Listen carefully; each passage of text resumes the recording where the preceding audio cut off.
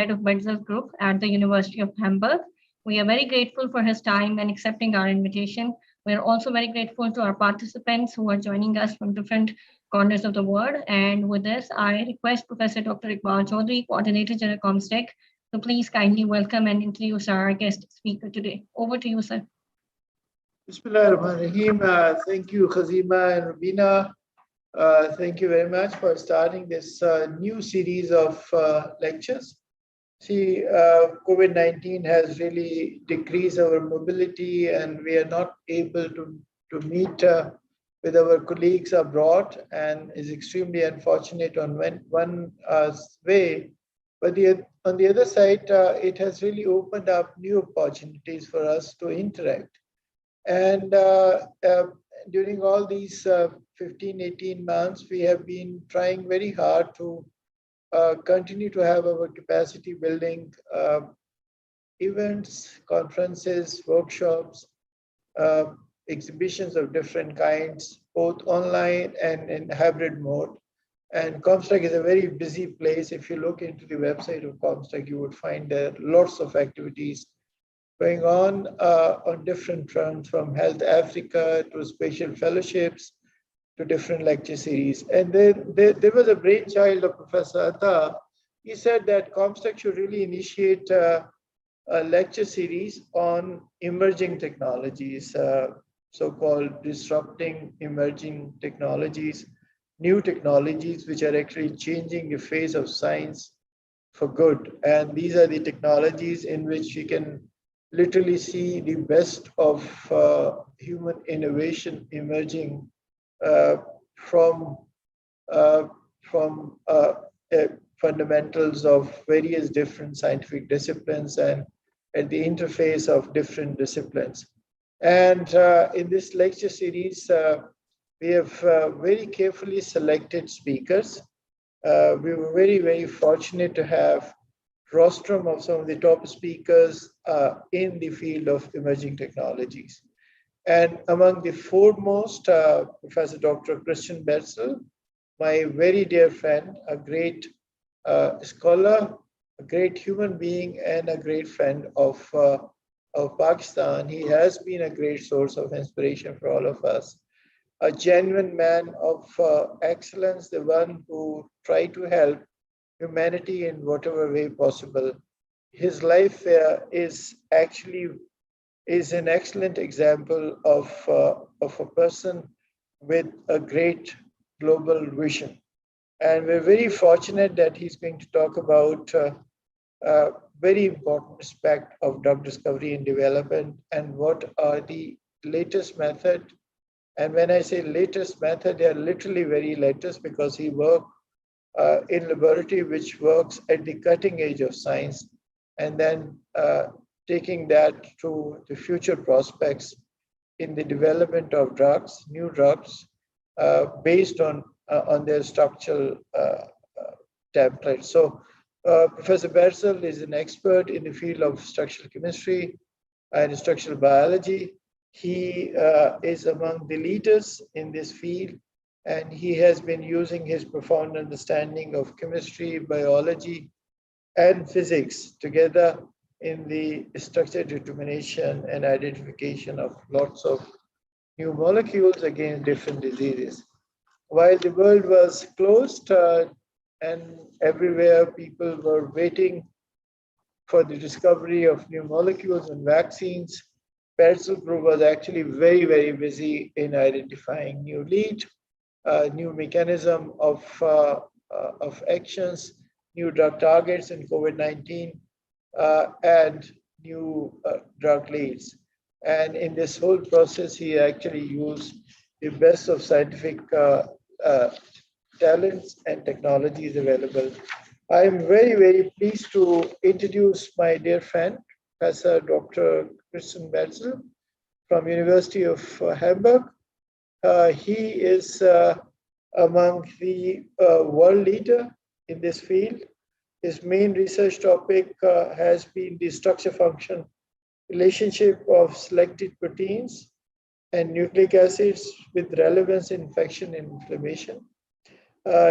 in addition to that, he has been working in biochemical and molecular biological techniques, which he effectively and efficiently apply to complementary biophysical method in order to get the structures of molecules, their interaction with the larger molecules, ligand receptor interactions.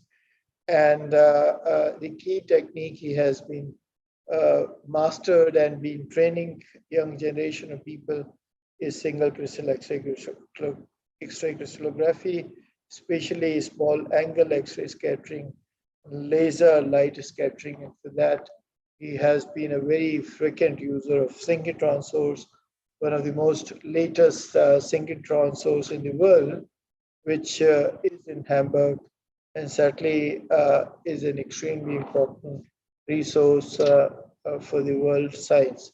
With this, I would like to I'd like to invite my dear friend, Professor Betzel, for his presentation on latest methods and future prospects in structure-based drug discovery and examples of drug discovery.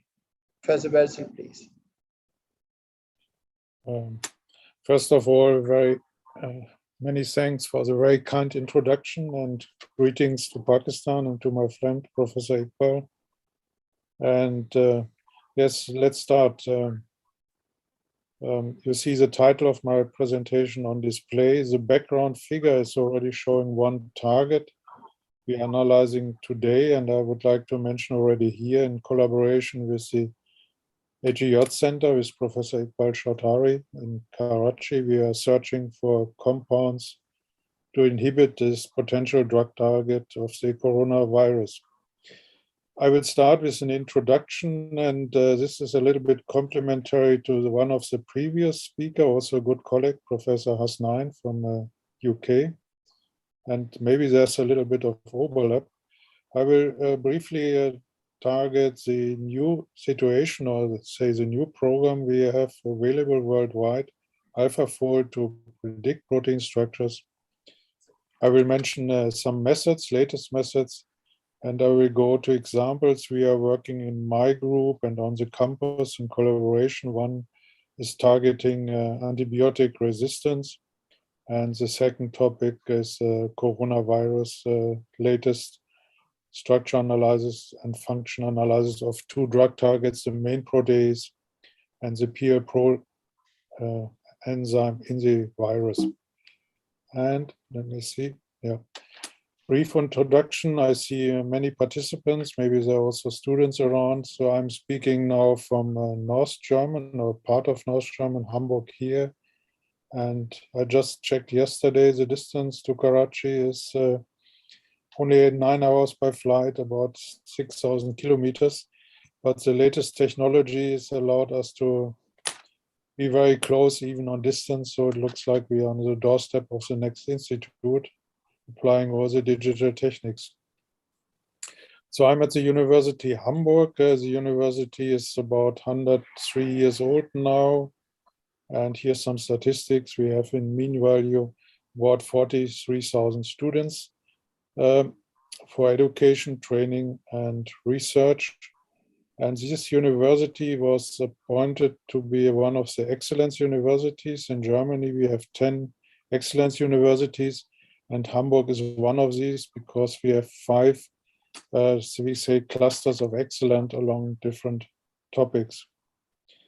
Zooming in, the North German, you see here, Hamburg, I'm using the cursor to point in this direction, is a known region where we have associated institutes like EMBL, HPI, and the Tropical Disease Institute, and for infection research. So the whole area for some years is focused on infection biology, and we are contributing in the part of structural infection biology. So this is the center of the city. It's a nice city, no doubt. We have a nice harbor. But also important is here, as you see from this slide, we have synchrotron radiation facilities since the 1970s of the last century, where DESY, Deutsches Elektronensynchrotron is the name in German, started. And today, the cursor is pointing out to this blue ring. This is Petra 3. This is one of the strongest synchrotron radiation sources available worldwide, and already the plans are going toward Petra 4, which is more micro-focused and even more intensive. But these missions, they take about 10 years time. So Petra 3 was also planned 10 years before, and now the design study is going for the next generation. But what we have in parallel, the red arrow here is indicating we have free electron lasers. This is the latest technology. Here we have 2 VUV lasers for Raman spectroscopy and other applications. And on the right side, you see the scheme. Here's the DAISY campus, and underground we have the tunnels where the free electron laser is located and providing at the end a very ultra bright radiation, as already indicated here in this drawing. So I myself, to finish this part of the introduction, this is the Department of Chemistry. This was last year, March 2020, when the first corona wave was hitting worldwide. So everything was closed and we had a shutdown. Now it's back a little bit more lively, but we face a number of restrictions in teaching, education, and up to examinations. So lots of stuff is digital and a little bit inconvenient for the students. So we hope maybe next year, when we have more vaccination, we are back to a semi-normal situation. And again, here is just to point out my laboratories. So if you see the pointer, I'm speaking from this place today. So we have an application laboratory on the campus. Oh, sorry, here's again the free electron lasers. This is the building here. I'm sitting in this office here just now. And to show you, we have practical courses. This was during normal time, no mask, where we educate students, master students, and later on, of course, in terms of PhD student training in structural biology, how to look at protein structures in 3 dimensions. Coming to the topic on the left side, you see a picture from the textbook from Bernhard Rupp, which I can recommend as a nice textbook, showing you the techniques, just to summarize, because maybe some of the younger students are not so familiar. This is a stream where you go, first you prepare your protein. The bottleneck is coming here, means it needs to be crystallized, and you go for data collection. And at the end, you have the structure as symbolized also here. And of course, this validation analysis, not only to make nice pictures, but you also need to understand the 3-dimensional structures in detail, to look at the function and to understand the function. The example I have shown in the beginning, I have in front of me, this is, we use also 3D printers these days. This is the Corona PL Pro papain-like protease. And this structure looks nice from a distance, but is super complicated, means the viruses are today super clever, designing a multifunctional protein, which is difficult to target. More about this later. And here another scheme, again, you're using this information today for drug discovery. Coming to the radiation sources, my colleague Professor Iqbal mentioned in the introduction, this is an important part in structural biology today. So we use mainly synchrotron radiation sources, and as indicated here, providing strong radiation, and as you see by the structure, you can adapt a number of beamlines and stations to collect data, not only for protein crystallography, but also for bioimaging, material science, and so on. And the free electron lasers came up along the last, I would say, 8 years, 6 years, more in function. They bring on top tremendously intensity, so they have extremely short pulses with extremely high brightness.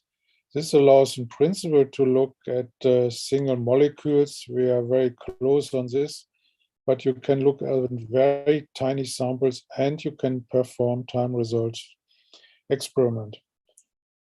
I catch this screenshot from the homepage of Xray Sources. You see here all synchrotron facilities worldwide.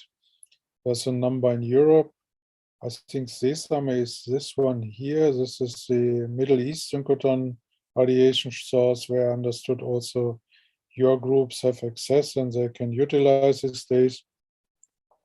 There's a good number, and they have today high quality, and the mostly also important is they're also user-friendly. So today, data collection at this radiation sources has some distinct standard. Whatever you use in your home lab, you can use also at all these facilities you see now on this map. So they have some really calibrated applications. With a low resolution here, the XFALs means X is for X-rays. So radiation free electron lasers playing in the X-ray regime. And there are also a number. They're all now fully in function. You can apply for beam time, but we advance, so they're looking particular for applications. I will also show where you do time resolved experiments, feasible time resolved structure analysis, feasible for a number of years now. Just again, this is our facility, which is now fully functional. Actually, Daisy is behind here, as I have shown before. And we are crossing a federal strait. Here's some border. The federal state is called Schleswig-Holstein. And most of the facility building and beam lines are underground. As you see here, tunnels are reaching.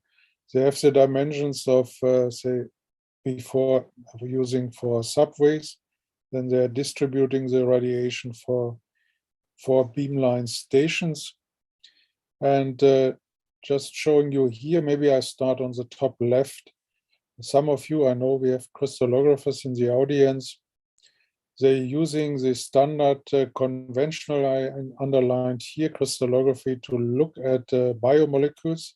So you crystallize your sample, you expose with X-rays, you collect data, process, and at the end you have the structure. This is conventional. This means you need one crystal. Here you see a loop. The crystal is cryofrozen to be protected against radiation damage. This is a very valuable, how to say, procedure. And if you have a crystal, you can keep under liquid nitrogen conditions and collect maybe later at a synchrotron source.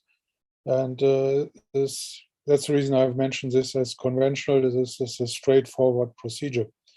But you obtain a static picture, of course, it's of high value.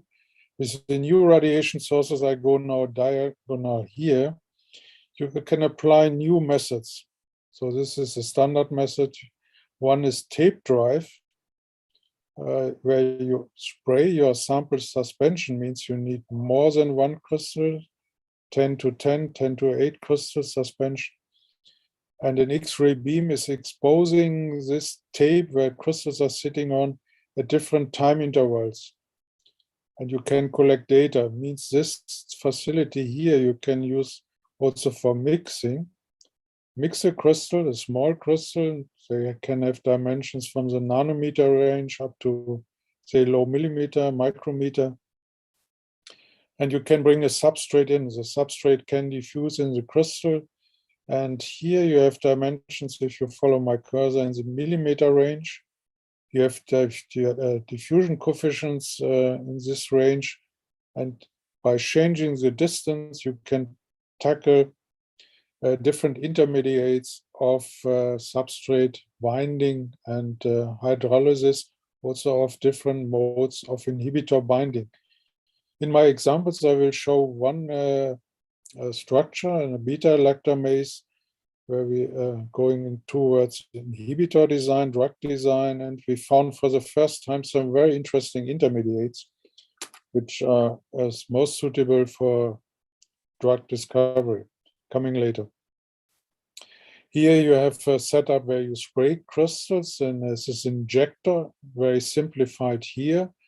This type of injectors can be 5 meters long. They're in vacuum. They need a special type of gas flow, and they cost about $2 million these days. To bring very precisely, we are talking about a beam dimension here in the 200 nanometer range. So you need to hit the X-ray beam, which is coming from here, very precisely. And along the speed you trigger this sample flow, you can catch up also again time-resolved information. This you can do at free electron lasers. Here's another example of spraying. And latest methods are using also ships. You bring a ship which can have up to 900 holes here in this region, and you bring a suspension of crystals in here, and by moving the ship along the beam, you collect your data. And time resolution, you can catch up here from the millisecond to femtosecond regime. Why is this important? All of you remember Linus Pauling. He obtained the Nobel Prize in Chemistry for the key lock principle. Key lock principle means can be substrate enzyme, can be inhibitor enzyme, can be cofactor receptor. So they have to fit very precisely to be recognized. On the other side, already in 1950, he just indicating by these two movies that molecules are not, let's say, very rigid, so they can move and can adapt to distinct conformations as shown here. The enzyme forming the bacterial cell wall, typical drug target today. So penicillin is binding here in old days and blocking the, I'm saying old days because now we have antibiotic resistance, and the initial type of antibiotic, they are blocking this type of enzyme very effectively.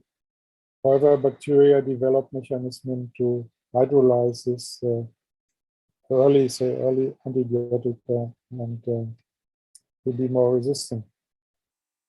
I'm showing this movie. This was one of the first time-resolved movies, saying this way. Leonard Stanford, the later founder of the Stanford University, asked a photographer in the 1890s, so almost 140 years ago, to prepare a movie where you could see where the legs of the horses are at which time. So this time was very macroscopic, but one, I say, of the first time-resolved movies, because this photographer had to develop at this time special techniques and special films. So this was one of the first movies macroscopic. Today we can see movies using this type of methods are briefly introduced to see structures in motion. Now just coming briefly to the protein data bank. Yesterday I had a look, so we have already 184,700 structures in the data bank, indicating by this slide here the constantly increasing, is shown better here, entries. And I'm coming in a few seconds to the new situation we have since June this year.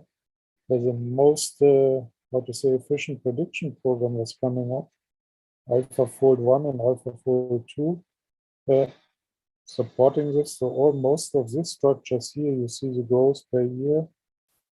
And I'm showing this one because I like, if you go back to the early time of X-ray crystallography, was here in the 70s, we had 1630 structures. Number of new structures, 16 per year, and distributed via tape. This was the time when I started as a student, and we were very fascinated, obtaining every year one tape with the new structures. Today, if you calculate the increase of the protein data bank, we have 30 to 40 structures per day deposited. Again, here's the increase, and we started with small structures. There's no limitation in dimensions. And this has, of course, a number of reasons. Computing is one reason. It's very efficient today. In old days, you need huge computers, also in space. Today, you can do many things on your mobile almost. But most important are the contribution of X-ray sources. If you follow my pointer here, so these are the years, and X-ray sources came up 1980 onwards, providing huge intensity and very focused intensity. And on top, we have the free electron lasers. So this is most suitable and very efficient procedures. I'm coming just briefly to AlphaFold because it's for me amazing, because for many years all scientists in the field followed the discussions if it will be ever possible to predict protein structures, and this was one of the main articles from July this year. Again, here's the statistics of the data bank, X-rays, and popping up almost not overnight. We have now about 200,000 structures from the human genome predicted by AlphaFold. And amazing, maybe some of you saw these articles and you followed.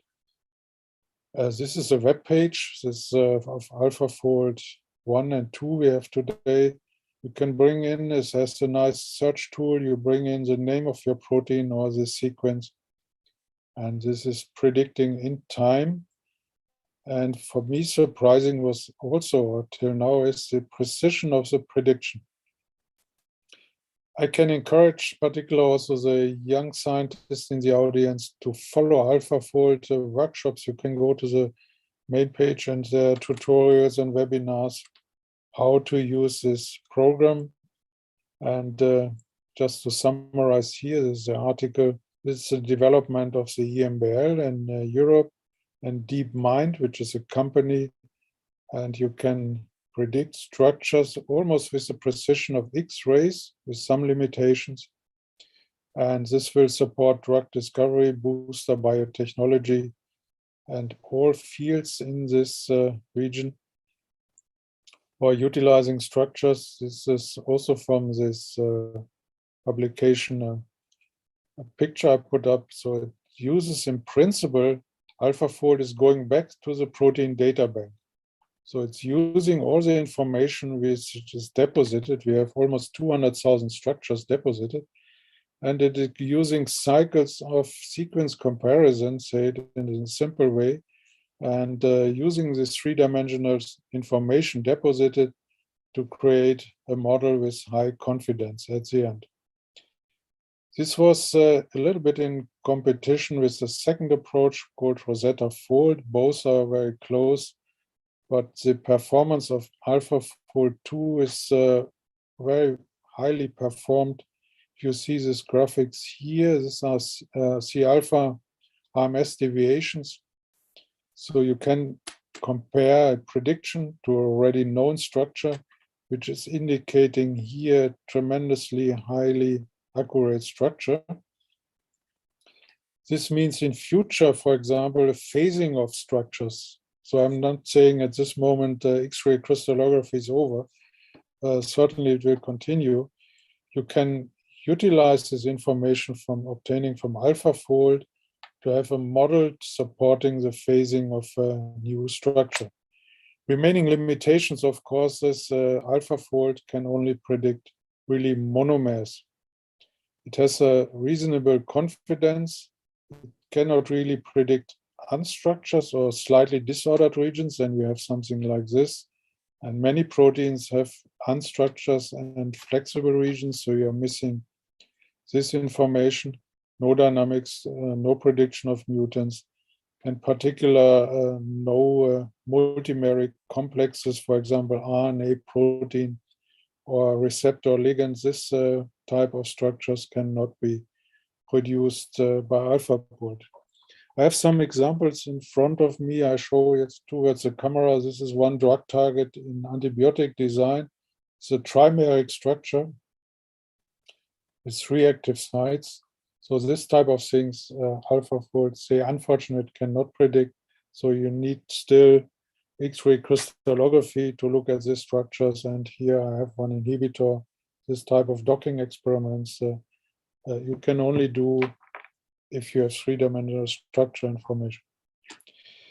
And the good information also is we know structures in the protein data bank, but they have all a reasonable high resolution. Here's the resolution. This is the mean value statistics.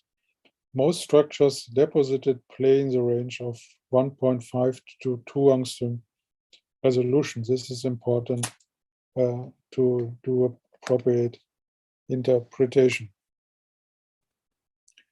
Now I'm coming to the next topic of my presentation.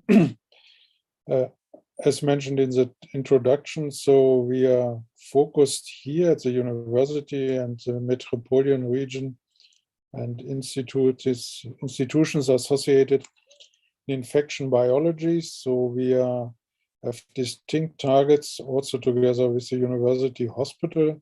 They are running also structural biology to identify new drug targets or to design or support the design of a new type of drugs and inhibitors. And this background figure you see in the main protease of the coronavirus. I will also show later more distinct examples. So also in this case, as mentioned by Professor Shorthar in the introduction, we started to look at early 2020 how we can support drug discovery to identify potential compounds to treat coronavirus. And we did rather successful, I can mention already here. So some of the compounds are now in a preclinical type of investigation. And I will come back to this topic. So you identify a target molecule and then you can approach different methods in parallel. You can do bioassays. This is most important. If you have a target molecule to establish a bioassay, I learned also during the last 2 years because it's sometimes also time consuming. It's good to do this in parallel. You can do fragment screening and optimization, lead compound. I forgot in this line, there's a new, or not really new, but one procedure is called pro-drug design. So you can investigate or design drugs which are doing type of suicide mechanism in the target or in the target active site.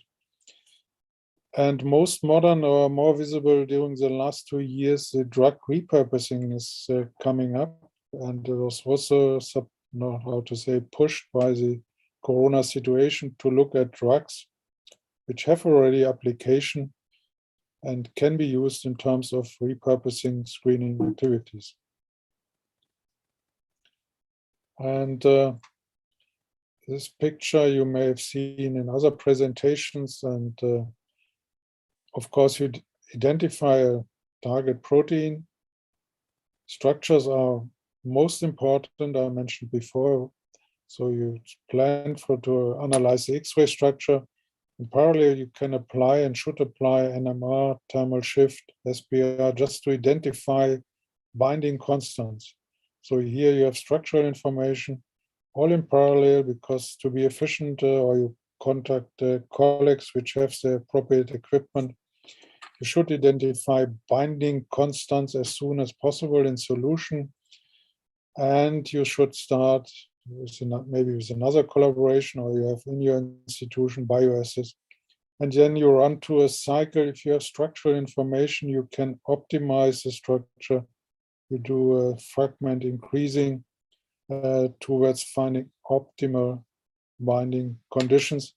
As shown here on the left side, oh, sorry, right side I just see is a German legend, but it's clear what you are seeing here. An active site region, you start with fragment screening by crystallography maybe, you screen compounds, compare the binding in the active site, and at this time you can look at other compounds which are maybe fitting with, how to say, more efficient and with more interactions, or you contact your colleague in organic chemistry to design such a molecule. And what you have to keep always in mind is the solubility of this type of ligands or drugs you are screening. This is a substantial issue, and I'm coming back to this because most of this, I would say, low molecular compounds are not happily in water soluble. So you need to consider organic solvents like DMSO or ethanol. And at this time, to be mentioned, proteins don't like this so much, DMSO or ethanol. So there's always, you have to go for a type of, you have to consider a type of compromise. This is a semi-German legend here, but in drug discovery is clear for all of you. This is a timeline. So conventional drug discovery, drug development up to marketing was taking 10 to 17 years till now, and there's a huge investment required on this, so it's a long way. Where we in science playing and contributing is here, target discovery, target screening, optimizing lead. This is a multidisciplinary approach where X-ray crystallography or structural biology is playing the most important role. This is from, what's, if you say, de novo drug discovery. So I take in. And because of this long timeline, again, I'm repeating myself, particularly realized in the Corona situation, drug repurposing is coming up very efficiently these days, because these libraries or drugs, you are screening libraries of compounds, they're already approved on the market. You know, market approving takes maybe 2 to 3 years. Can be accelerated by some emergent situation. But if you have drugs which are approved already for other purpose, you are saving a lot of time, and you can reach 3 years from the concept to the idea. And I will show examples also for this. We are tracing Betalactamase. It's coming in a few slides. Here in German, alte Pillen, neuer Nutzen means old drugs, new applications.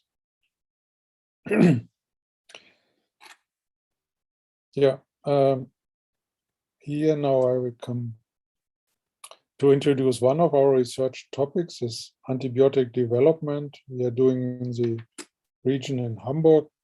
And again, you see one slide, most of you are familiar with this. You see Alexander Fleming on the left side when he identified penicillin, one of the most important inventions, and in the 1920s and onwards to the 40s. Many drugs or antibiotics, at this time were identified with high efficiency. However, it came up also a few years later, also predicted already by Alexander Fleming during his first investigation. Bacteria developed resistance.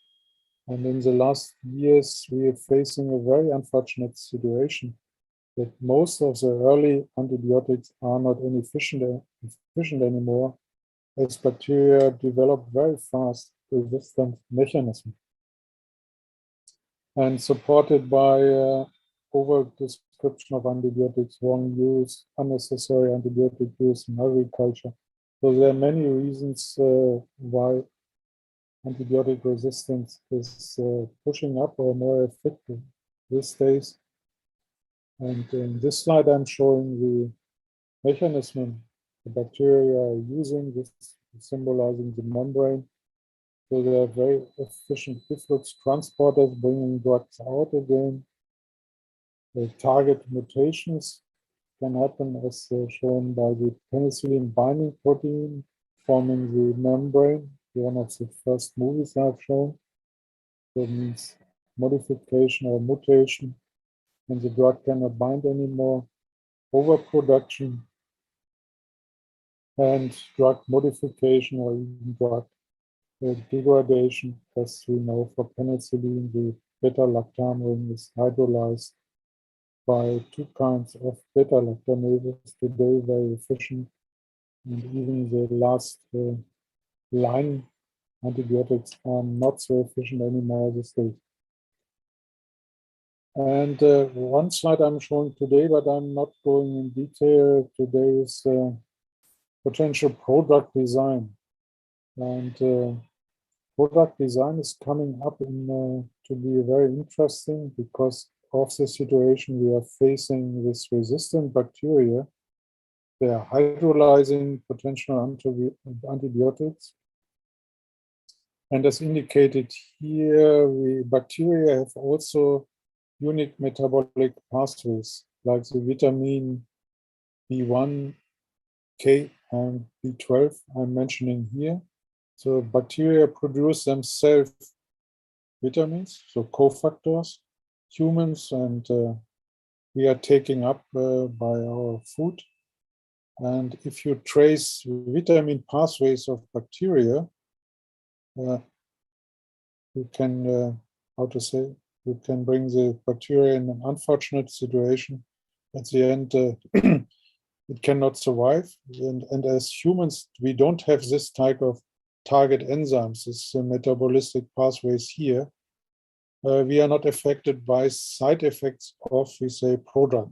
Product means the bacteria can take up the compound and drug, metabolize, but the product is not really similar to the real compound to be hydrolyzed. And at the end, you produce one factor or product which is not fitting to the cofactor dependent enzyme. I know it sounds a little bit difficult, the explanation is efficient because in principle, you don't have to see side effects along medication, and you can bring the bacteria in a very unfortunate situation. This is a long story. I don't read the legend here. So also in terms of PhD thesis, we analyze the vitamin B1 pathway, all the structures, and we designed some products which are hydrolyzed and along this and combined along this pathway here. But at the end, they are not. There is an analog of vitamin B1 which is bound, but cannot act as cofactor. This is a new line, and I hope I didn't confuse you too much along this. I'm switching now to the Betalactamases, a project we are performing together with the university hospital because of the urgent need to find in time efficient new antibiotics. So this is a structure of a very efficient beta-lactamase known today. CTXM14 is the abbreviation. It can hydrolyze the penicillin core structure. Penicillin is supposed to bind to the penicillin binding protein, assembling the membrane of bacteria, and block this enzyme and bringing the bacteria that it cannot grow further, and in most cases decaying. This till now is one of the most applied structures, and we have a number of homologs, but bacteria are clever. They're modifying the active site, which is indicated here, and they can hydrolyze even the last lane, say, of lactam antibiotica shown in this slide here. So this is avibactam is one of the very recent. Again, last line, if all other antibiotics are not working, medical doctors prescribe these days avibactam and relabactam. However, this enzyme CTXM14, one of the recent Staphylococcus aureus beta-lactamases, is almost able to hydrolyze avibactam and relabactam. So this is indicating the tremendous emergency to design and identify new drugs and inhibitors for this type of antibiotic design and mechanism. And what came in our interest is, so what came in focus of our research along some structure analysis, we're using boronate-based compounds, and we saw binding to serine proteases and Betalactamases.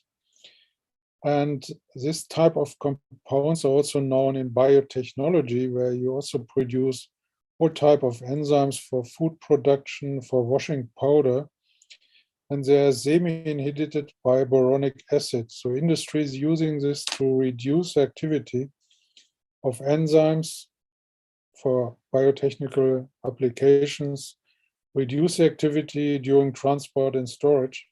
If they are released in an aqueous solution, the boronic acid is diffusing out. And this type of observation put me onwards the idea to use compounds which are also known already for only in recent years. So they have the boronic word here to be used as new drugs to treat beta-lactamases. And we are focused on drugs here, which have also the beta-lactam ring, but with a boronic atom, and at this position, they can be hydrolyzed, but rather slowly. And along the repurposing approaches, we are also looking with bioinformatic groups, and we identified bortezomib and ixazomib, which are proteasome inhibitors. Proteasome inhibitors are used today in cancer treatment, very effective, but have also a number of very unfortunate side effects. So treating cancer patients with bortezomib and ixazomib, because they're inhibiting all type of enzymes in parallel to the proteasome, is covering a tremendous number of side effects. However, we did structure analysis of the Staphylococcus aureus CTX M14 and could very nicely identify the bortezomib bound to the active serine 70 in this case, and inhibiting the activity. We did this with the same with ixazomib, which is the successor of bortezomib. Today in cancer treatment they use mainly ixazomib, it's more efficient, and it's also clear why. Maybe I go back 2 slides. Showing it is offering ixazomib here, so offering more H bonds, and is a more effective binder. Bortezomib was also, to our knowledge and our structures, we looked at partially disordered, so it's confirming compared to the structure, complex structure of ixazomib, that this compound is more efficient. And as you see here, we were super happy. So we obtained crystals diffracting to 1.14 angstrom resolution. So this is a little bit unusual. This is atomic resolution, and you can see all the details. And we identified some IC50 values in the micromolar range. So this is a very good start point in terms of drug discovery. And just a summary here. So it's a proof drug, and this is already this stage for our collaboration partners at the university hospital. They are utilizing these compounds in cell assays just to look further how the compounds can be in principle used to treat infections caused by this multi-resistant, I should say, I forgot before, multi-resistant bacteria like Staphylococcus aureus and epidermis. Now, I mentioned very in the beginning the option to do time-resolved experiments at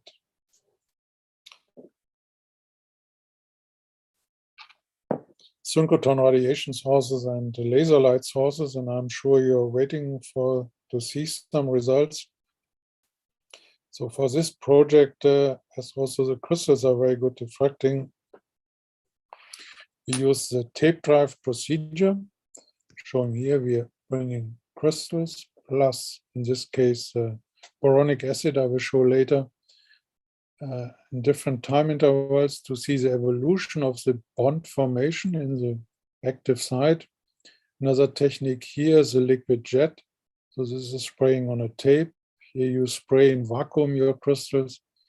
And here you have a type of ship technology where you drop samples in a ship pre-coated with the different amounts of substrate. Now, these ships are super tiny. I'm looking on my desk, there's some, but they're in the range of micrometers and having these nano compartments where you can bring crystals in.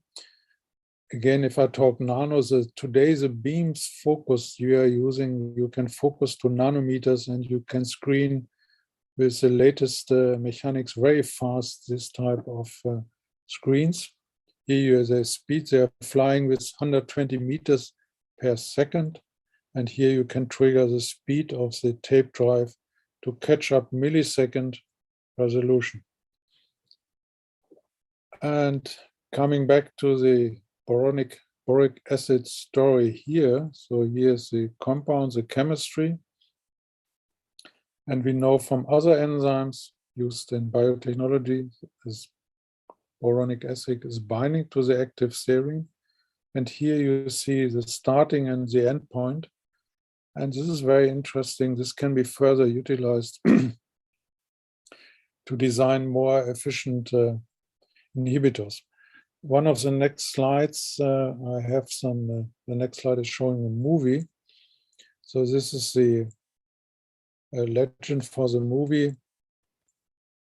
So we incubate for 10 minutes before with glycerol. I need to say, this is also used as cryoprotectant in crystallography. And here are the sorry, solution conditions. I click here, you see the surface structure of the lactamase in the active site. And the legend here is showing the timeline, 50 milliseconds, so really fast. Here you have a sulfate ion, which is slowly pushed away. You have boronic diffusing in the active site and forming the bond with the serine 70. And this type of information is you obtain sorry again, by time-resolved crystallography. And this is amazing. You see bond formation now in crystals, but in a time resolved fashion. I'm just showing here,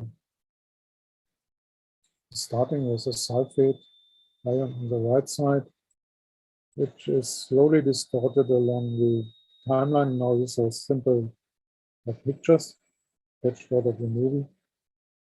And here's another story where we have glycerol. Let's see again. Yeah. We have point here, the sulfate is replaced by water. Sulfate in the native active site here. And what you see here, the cyclic ester bond is formed with boronic acid and glycerol. And this is an amazing result. We are just submitting a manuscript on this. This is the first time you can see the forming of a covalent bond in the active site of a really relevant enzyme, lactamase, which is fully inhibiting the activity of this type of enzyme. And these are new results. They need to be really, how to say, analyzed. They need some more interpretation. But this opens new way in drug discovery. Before you had drugs, you have one compound which is going to an active site binding, mostly inhibiting essential amino acids. Here you have a two-compound system, which fits very nice together and being non-toxic. So this type of system can be used maybe in future to treat bacterial infections. Again, it's just a short summary of this movie showing the intervals, and as you see here, so the sulfate is kicked away, the glycerol is taking over and forming a covalent bond.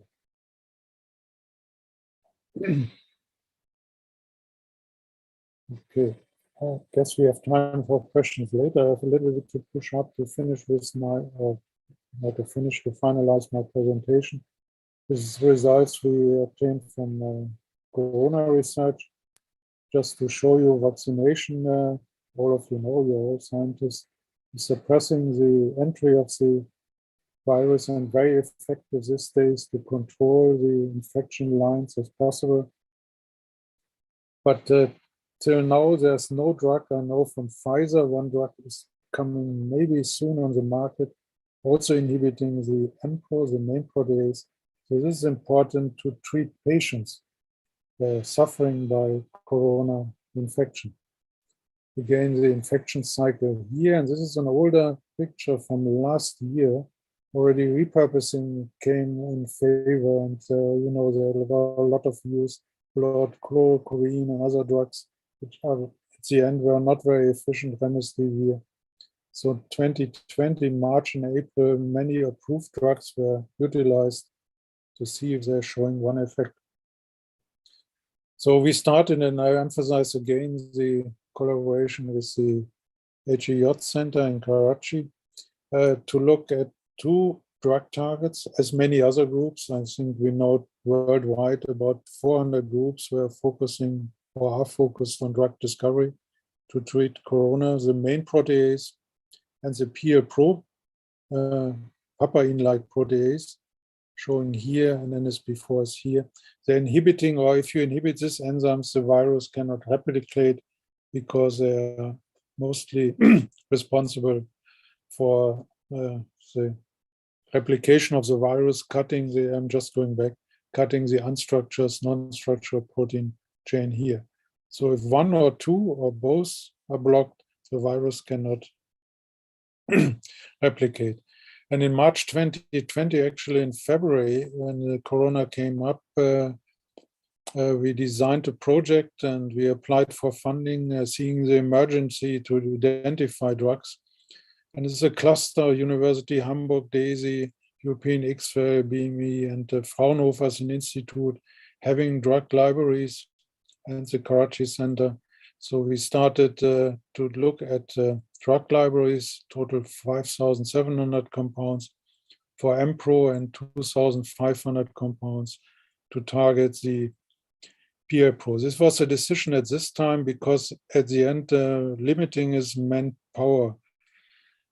And I can mention here already about 100 scientists were involved in this type of enterprise. So we had to, overnight, we had to establish the protein production in large scale, so producing everyday milligrams. Crystallization, so we established crystallization conditions for both proteins, MPRO and PL-PRO later. I can say MPRO is a very friendly enzyme. It was easy to produce and to crystallize. PL-PRO was really a nightmare. And this you can see also in the protein data bank. There are lots of structures from MPRO, but only a few of the PL-PRO because it's so difficult to handle. However, we managed. Crystal harvesting was a really challenge. And you see here Hina Anderleb from Pakistan. She was in my lab as PhD student. She's now in Multan University. And at this time there was no vaccination, so we had to follow very tough regulations, distance and safety. So harvesting, I can say, was a bottleneck for weeks. We scheduled day and night shifts, people looking at plates, harvesting the plates and freezing crystals. So we have frozen 8,000 crystals in total. So you can imagine how many people are involved. Data collection, we are more happy it was a robot. You see the beamline, so the frozen crystals here, data collection. Everything we did remote and established this almost also in a few weeks to process the data. Here's a working horse, the robot, working fully automatic. And one data set was about, you see where crystals are. Here's the cryo stream here, where the pointer or the cursor is, crystal at the end, was fully automatic. And I have one movie here just showing the procedures in parallel. And we could establish a remote control data collection. This is called PANDA procedure. And even scientists in Moscow supported us. So you could collect data from any place of the world and process the data. Because again, if you collect 6,000 data sets, so at the end, manpower or woman power is the limitation. But it was working. So we were very happy and proud that we could establish procedures, screening all this. And just because of time reason, I'm pushing a little bit. This was at the end a very effective procedure, mounting, centering, data collection. And we're working in different shifts, of course, having appropriate screens and computers from different locations or even from home you could collect. And everything was organized. This was something at the station here, but this is an old picture where we haven't not to use mask here, one person alone controlling. So procedures was we obtained the compound libraries. We had to soak the compounds here in DMSO, bring in the plates. I have one crystallization plate in front. I'm just holding this. So pre-incubation, then sitting drop. We use the seeding procedure to ensure that we have reproducible crystals. And we use the Norix robot. And at the end, you see screening. Important, as shown by this short movies here, is that the active site of the enzyme shown here is freely available. From co-crystallization, you assume that the compound in this setup is diffusing to the active site and binding. This were one of our first hits. So we did semi-automatic data collection, semi-automatic processing. And what you see here, we were super happy in March 2020, actually seeing the first densities in the active site of AMPRO, showing that the procedures are working and that the compounds we obtained in screening, there are a number of reasonable hits. This is the active site of the AMPRO. I need to mention this is a dimer, also in the functional form in the virus, active site. And just showing briefly now some hits we identified. We identified a number of repurposing compounds binding in the active site region with different affinities, but also at allosteric regions. This was interesting and new. And we further evaluated this with bioacids, binding acids. Here's the statistics of the data collection. I have to do this. Resolution is important. All data collected are in reasonable resolution. Number of crystals, total we had about 6,000 data sets. Quality of the data sets monitored here by B factor. So this was all established from scratch and but working then very efficient and clear. So we could monitor this. In total, we had 43 hits. We decided to deposit all of them immediately in the protein data bank. You see here the codes, so they were internationally available, also by Pfizer. And Pfizer at the end is very close to launch a drug based on an inhibitor binding to the active site of the AMPRO.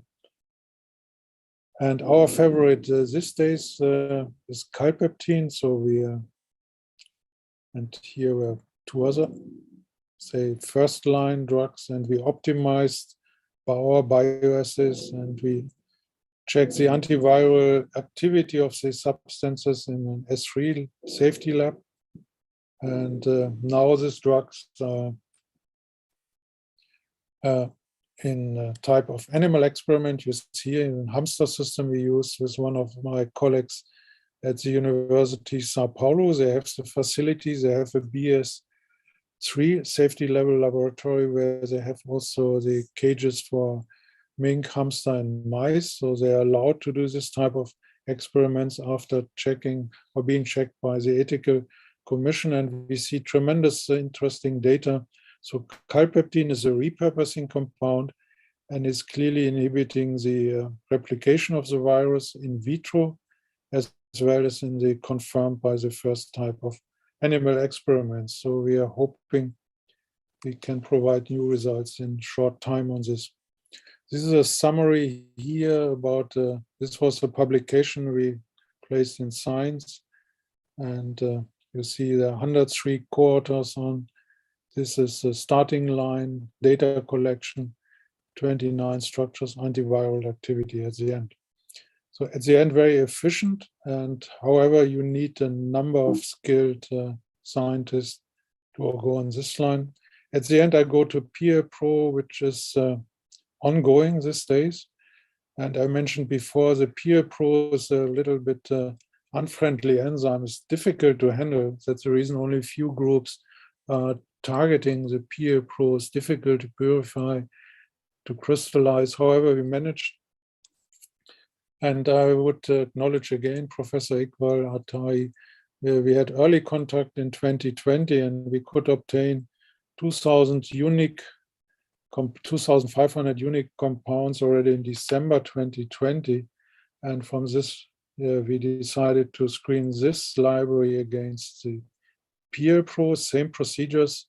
And we obtained again, Vasundhara Srinivasan did this. She obtained very nice crystals we used for this type of co-crystallization experiments. Again, same procedures. And I can say mounting is the bottleneck. So you need really many people, many skilled people. And we collected, for almost 2,500 data sets, performed the same statistics. And I should mention here that the PeerPro is a multifunctional enzyme. It has an active site like a cysteine protease, but it has also an ubiquitination function shown here where my cursor is on the right side.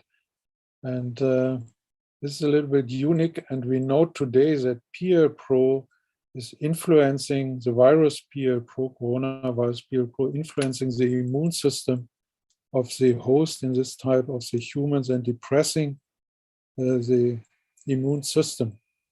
And this is one factor, because if you are infected by corona, you need a good immune system. And drugs inhibiting this activity may also support to enhance and recover the immune system of the host, the human.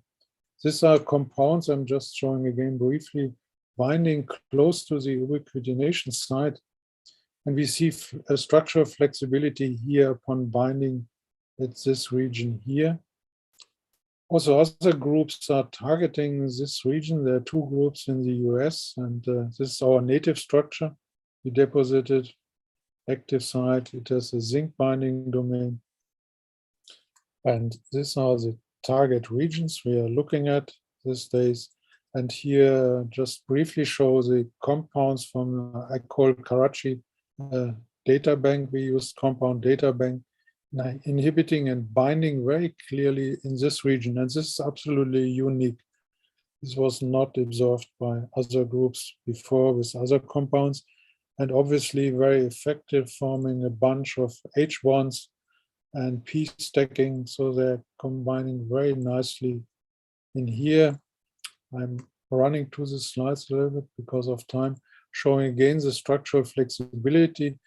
And for these compounds, we are planning also to perform time-resolved experiments using the tape drive technology, showing again the coordination here. So blocking the site where I should mention now, this is the region where the ISG15, this is an immune-relevant protein of the human cells or host cells, is binding. So PeerPro cannot bind to this host immune-relevant protein anymore because this site is blocked.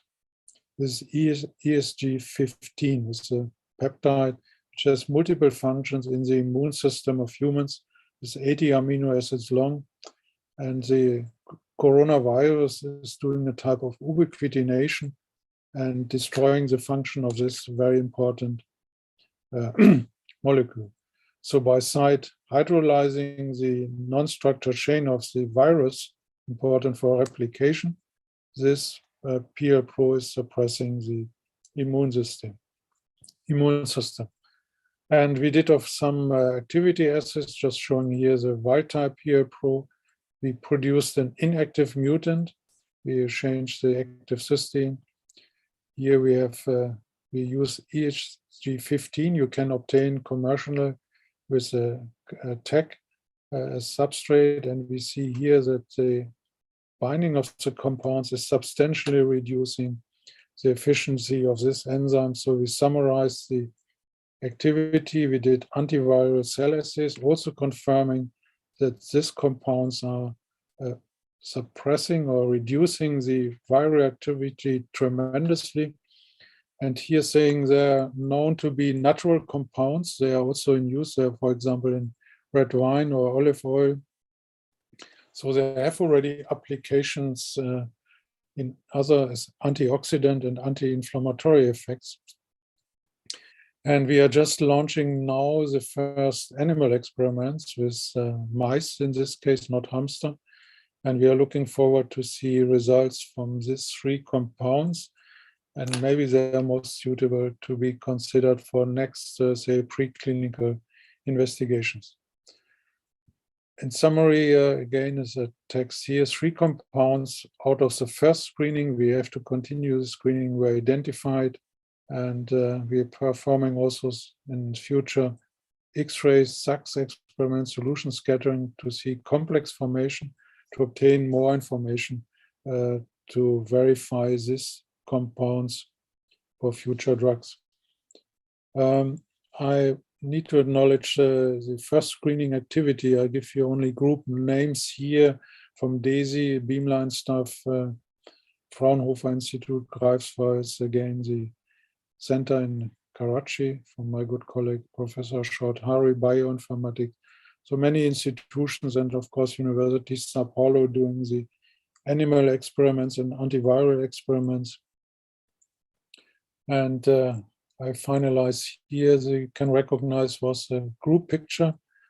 Many also here, 2 students from Pakistan. Malik was here time ago, pre-corona without mask. And this is a team all involved in the PL-Pro, Hina Anderlip and Najib Ullah, both back since a few months at the Multan University, contributed tremendous.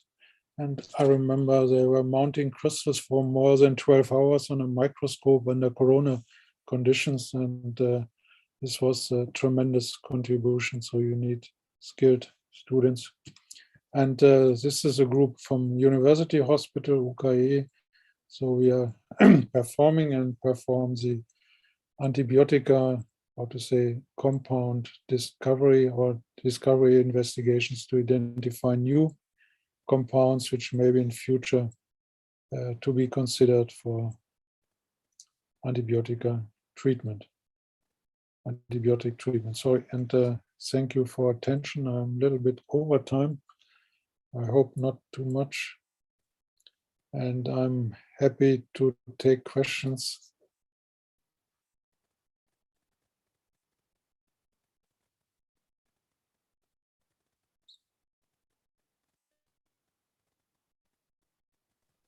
Thank you very much, Professor Dr. Betzel. It was a very comprehensive and interesting work indeed.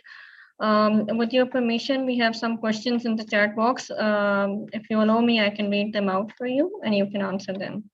Is that okay to you? Yeah, sure. So we have first question from Muhammad Hassan. He's asking, as previously mentioned, that AlphaFold only predicts monomer of protein. So will it predict the monomer of heteromeric protein? Sorry, again, of which protein? Vitro? He's saying that, as you mentioned in your slides, Yeah. that AlphaFold only predicts monomer of protein. So he's asking, will it predict the monomer of heteromeric protein? No. That's what I understood here. I have two examples in front of me. Actually, the main protease from coronavirus is also a dimer. Here's a trimer. And of course, the trimer formation has 3 hydrophobic interfaces. So the AlphaFold 2 cannot predict, they say this clearly. And to mention many functional proteins coming up as multimers, hexamers, dimers, and so on. So till now, maybe in future, this is, say, unfortunately not possible to know by AlphaFold.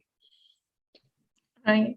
So we have another question from Dr. Rubina Mushtaq. She's asking, do you think that the limitation of AlphaFold to detect non-protein substance can affect the functional characterization of the drug?